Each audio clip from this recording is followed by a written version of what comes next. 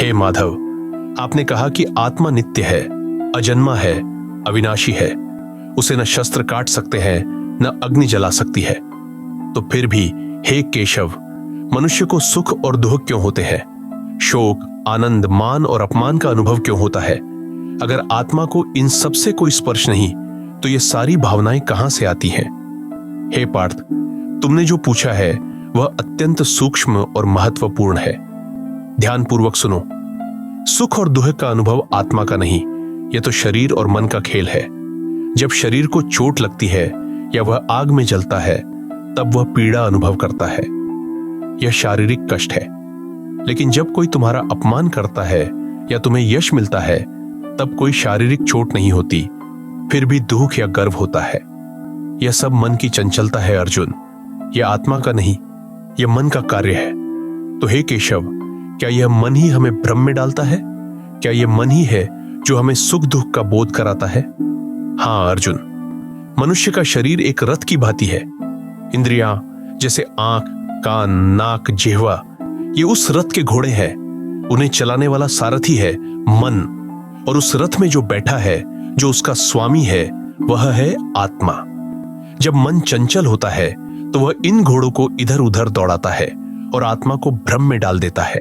यही मन है जो कभी यौवन में अहंकार करता है कि मैं सर्वशक्तिमान हूं, मैं ही राजा हूं, सब मेरे चरणों में झुकते हैं।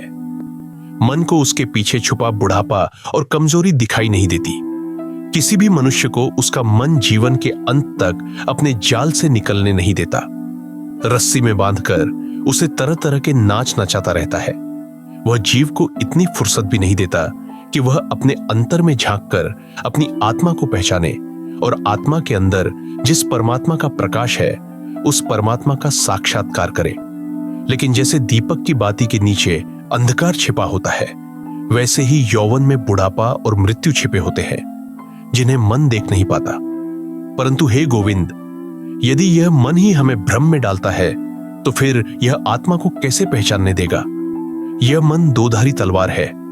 पार्थ, यदि यह तुम्हारा स्वामी बन जाए तो यह तुम्हें माया के बंधन में बांध देगा, पर यदि तुम इसे नियंत्रित कर लो तो यही मन तुम्हारा सबसे बड़ा मित्र बन जाएगा और तुम्हें आत्मा और परमात्मा तक पहुंचा देगा। उद्रेदात्मनात्मानम नात्मानम व साधयेत आत्मैव ह्यात्मनो बंधुरात्मैव रिपुरात्मनः। अर्थात मनुष्य स्वयं ही अपना मित्र है और स्वयं ही अपना शत्रु।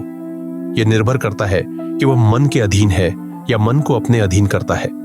हे माधव, यह मन बड़ा चंचल है, इसे नियंत्रित करना क्या संभव है? सत्य कहा तुमने अर्जुन। मन को वश में करना कठिन है, पर असंभव नहीं। असंशयम महाबाहो मनो दुर्निग्रहम चलम अभ्यासेन तु कौन्तेय वैराग्येण च गृह्यते। इस मन को वश में करने के लिए दो साधन हैं, अभ्यास और वैराग्य। अभ्यास का अर्थ है निरंतर प्रयास, मन को बार बार एक लक्ष्य पर केंद्रित करना, जैसे चंचल घोड़े को बार बार पकड़ना पड़ता है। और वैराग्य का अर्थ है विषयों से विरक्त होना, ताकि मन विषयों में नहीं, आत्मा में टिक सके। तो केशव, क्या यही अभ्यास और वैराग्य ही मन को आत्मा और परमात्मा की ओर ले जाते हैं? हां पार्थ, जब तुम अभ्यास और वैराग्य से मन को वश में कर लोगे, तो वही मन तुम्हें मोक्ष के द्वार तक ले जाएगा। और जब तुम आत्मा को पहचान लोगे, तो उसके भीतर ही परमात्मा का प्रकाश प्रकट होगा। यही साक्षात्कार है, यही जीवन का अंतिम उद्देश्य